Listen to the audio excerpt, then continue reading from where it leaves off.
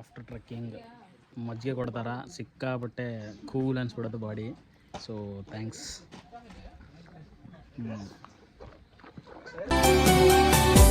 ಮುಂಗಾರು ಮಳೆಯೇ ಏನು ನಿನ್ನ ಬಟ್ಟೆ ನೋಡ್ಕೊಂಡಿಳಿರಿ.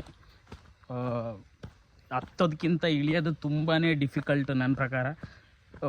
ಭಾಳಷ್ಟು ಜಾರಿ ಬೀಳ್ತಾ ಇದ್ದೀವಿ. ಸುಮಾರು ಜನ ಬಿದ್ದಿದ್ದಾರೆ ಈಗ ಆಲ್ರೆಡಿ. ನೋಡಿಕೊಂಡು ಇಳಿಬೇಕು, ತುಂಬ ಸ್ಲೋ ಆಗಿ, ಅವಸರ ಮಾಡಬೇಡ್ರಿ. ಅವಸರವಾಗಿ ಏನೂ ಇಲ್ಲ. ಸೊ ಆರಾಮಾಗಿ ಇಳ್ಕೊಂಡೋಗಿ. ಸೊ ಆರಾಮಾಗಿ ಇಳ್ಕೊಂಡು ಹೋದರೆ ನೀವು ಸೇಫ್ಟಿಯಾಗಿ ಹೋಗ್ತೀರ ಅಷ್ಟೇ. ಸೊ ಸೇಫ್ಟಿ ತುಂಬ ಇಂಪಾರ್ಟೆಂಟು ನೀವುಗಳದು.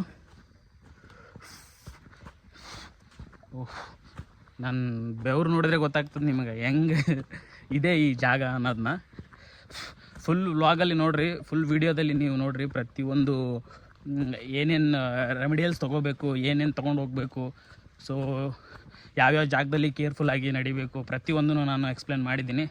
ಸೊ ನನ್ನ ಕೈಲಾದಷ್ಟು ಎಷ್ಟು ಈ ಜಾಗದ ಬಗ್ಗೆ ಎಕ್ಸ್ಪ್ಲೇನ್ ಮಾಡೋಕ್ಕಾಗುತ್ತೋ ಅಷ್ಟು ನಾನು ಮಾಡಿದ್ದೀನಿ. ಕನ್ನಡಿಗರು ಏನಿಲ್ಲ, ಸಪೋರ್ಟ್ ಮಾಡಿರಿ ಪ್ಲೀಸ್.